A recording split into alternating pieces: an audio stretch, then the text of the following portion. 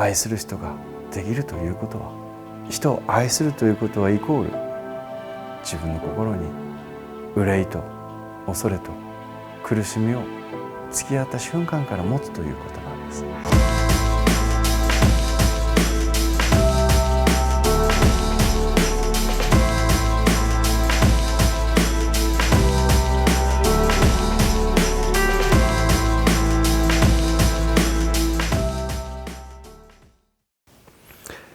ペンネームクッキーさん、30代の女性からいただいたお悩みです。大愚様、こんにちは。いつも動画をありがたく拝見しております。突然やってきた彼との別れとその後の自分の心境について、大愚様の意見をお伺いしたいと思い筆を取りました。彼とは去年の10月に出会い、意気投合しデートをするようになりました。彼は新聞記者で仕事がとても忙しく、会えるのは 1,2 ヶ月に1回ぐらいでしたが、お互いに気の合う人と出会えた喜びを感じ、楽しい時間を共有してきました。6月に体の関係にもなり、ますます彼に惹かれるようになり、今後さらに関係性を深めていけそうで、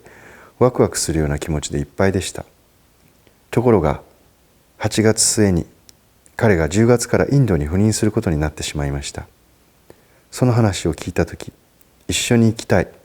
ついてきてと言ってほしいと強く思いました。自分の気持ちをきちんと伝えたいと思いましたが、なかなか勇気が出ず、一緒に行っちゃダメなのかなと少し軽い感じで聞いてみました。彼は少し驚いた様子で、自分自身がインドでどういう生活になるのか全くわからない、考えておくと答えました。それが出発の1ヶ月前で、出発までにまた会おうと言って別れたのですが、その後会える日を LINE で聞きましたが、忙しいと返信が来たり、連絡がないままインドへ旅立ってしまいました。その後1ヶ月以上連絡はありません。初めからただその場しのぎに付き合う女性が欲しかっただけなのかなと疑ってみたり、いやきっと彼も私に連絡したくなかったとか、終わりにしたかったのではなく、ただ出発前の忙しさ慌ただしさで連絡できないままになってしまったんだろうと思ったり、あれこれ考えても彼の気持ちはわからないままです。彼がインドで書いた記事はもう何度も目にしており、新聞記者として好奇心や使命感を持って精一杯精力的に仕事をする様子が目に浮かびます。彼のそういうところが好きなんです。だから私も頑張ろう。彼が運命の人ならいつかきっとまた会えるだろうとも思うし、きっぱり忘れた方が良い気もします。こんな悶々とした思いを抱える一方で、なぜか今の私はとても前向きなのです。自分も職場ではリーダーをしており、やりがいのある仕事、自分がやりたかった仕事ができており、後輩たちにも仕事の楽しさを感じてほしいという思いにあふれています。趣味でオーケストラにも所属しており、楽器の練習にも打ち込んでいます。彼との別れの傷も全然癒えていないのに、ふつふつと自分の中にやる気が湧いてくるのが不思議で、知らない間に無理しているのか、それともまた彼と会えるという妄想に取りつかれているからなのか、今の心理状態はどういう状態なのでしょうか。よくわからない質問で申し訳ありません。ご意見を伺えたら幸いです。読んでいただきありがとうございます。ダンマパーダという経典の一節にこのような言葉が出てきます。愛する人と会うな。愛しない人とも会うな。愛する人に会わないのは苦しい。また愛しない人に会うのも苦しい。それゆえに愛する人を作るな。愛する人を失うのは災いである。愛する人も憎む人もいない人には煩いの絆が存在しない。クッキーさんの今の心境、決してハッピーエンドでは終わっていない映画の余韻に浸っているという状態。先ほどのダンマパーダの言葉、愛する人を作るな。愛する人を作るので、その愛する人と思うような関係が築けなかった時に自分が思い苦しむと。ブッダの教えは本当にシンプルです。人を愛するなとはどういうことか。これは人を愛してはいけないということではなくて、裏を返せば恋愛の悩みは誰かを愛するがゆえに起きるわけです。だからその苦しみを消したければ人を愛するな。そうすれば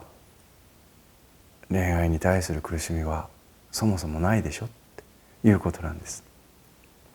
先日新聞を見ていたら、今は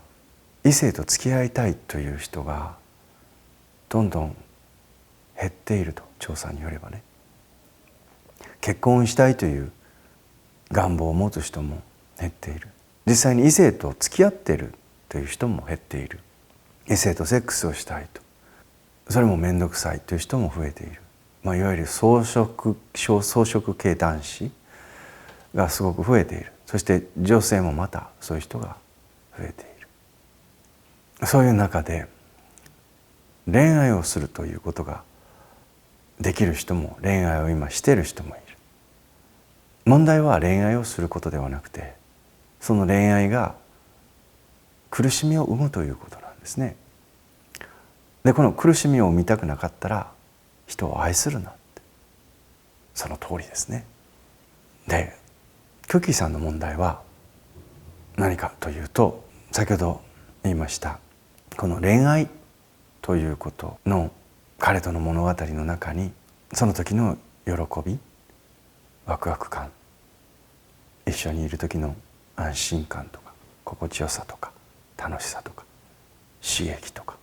いうことがやはり忘れられない状態に今もいる。その余韻がずっと今も続いているということです。実際彼がどういう気持ちで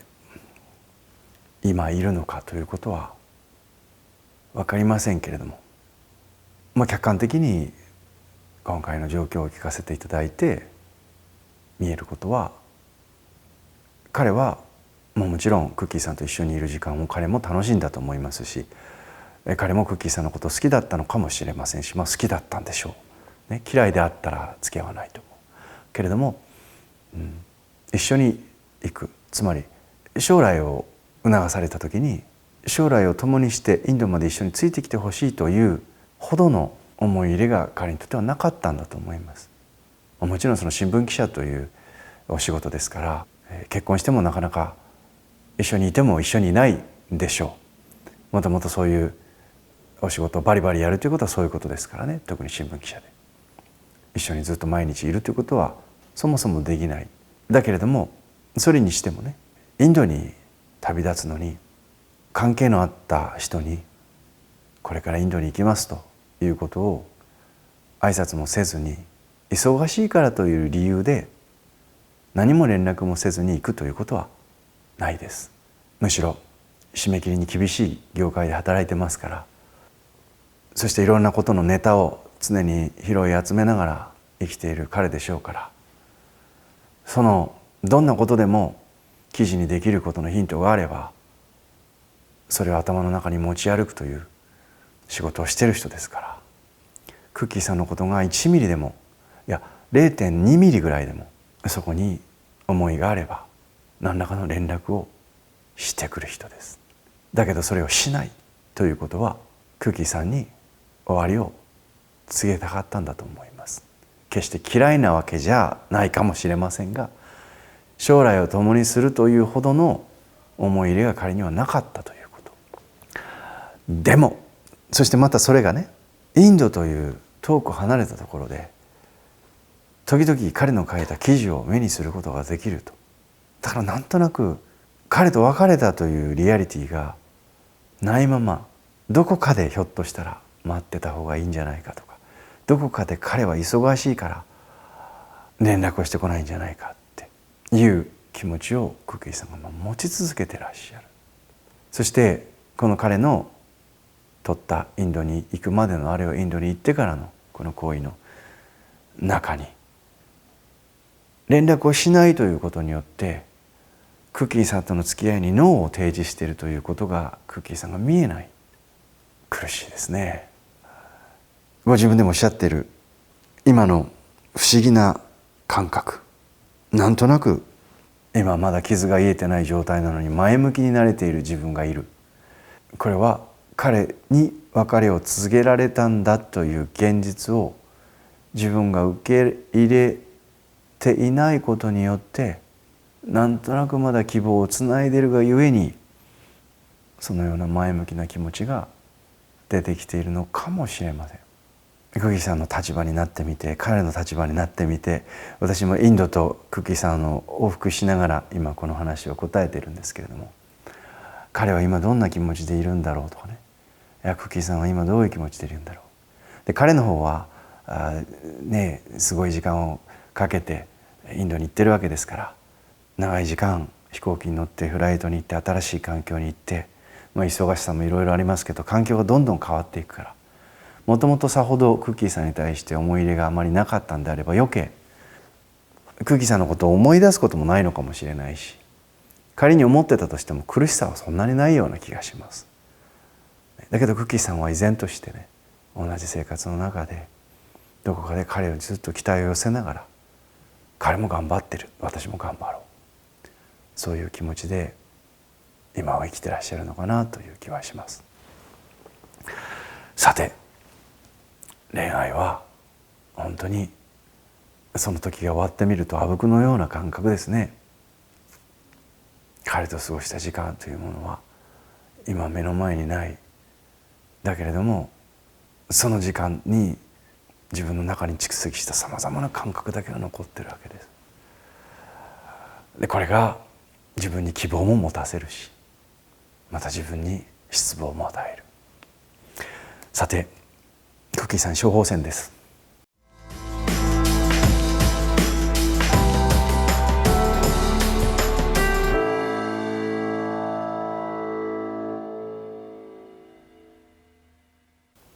はっきり申します。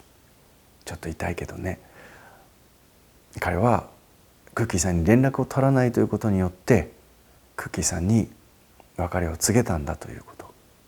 痛いけども早くそのことを知った方がいい。そして今幸いにしてね、お仕事も楽しいし、オーケストラで楽器も演奏してらっしゃる。音楽をやってる人にはいつも言うんですけど、芸術にはその裏に全部物語がありますよ。恋に破れた悲しみ、それを表現した曲、自分の思いが通らなかったこと、あるいは誰かに裏切られたり虐げられたりしたそういった怒りや自分の失望を表した曲、春の訪れ、鳥のさえずり、小川のせせらぎ、そういった心地よさを自分の全身で味わって喜びを感じている曲、全部人間のこの完璧ではない人間のあぶくのような喜びや悲しみや怒りというものから詩が生まれ、メロディーが生まれ、それを楽器で奏でているわけですね。彼のことを思い出して辛い時は楽器の練習に励んでください。ふとあれは何だったんだろうと思った時は楽器の練習にやっぱり励んでください。彼との恋愛は終わり、でも彼と過ごした時の喜びとか、これから徐々に突きつけられていく現実との苦しみ、これをぜひね、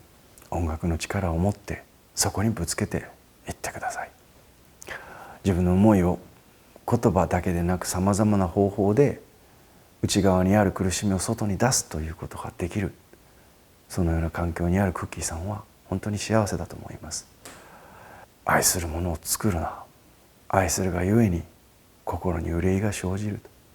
恐れが生じると、ブッダの言葉は真実です。けれども裏を返せば、愛する人ができるということは、人を愛するということはイコール自分の心に憂いと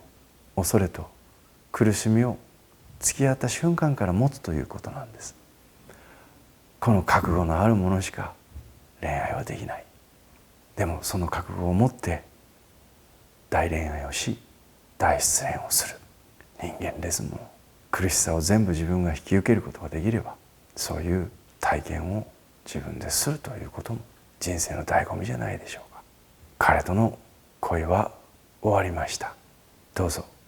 もうちょっと余韻に浸っていいと思うけれども、苦しき時は思いっきり楽器を弾いてください。その思いは必ずクッキーさんの弾く楽器の音色を、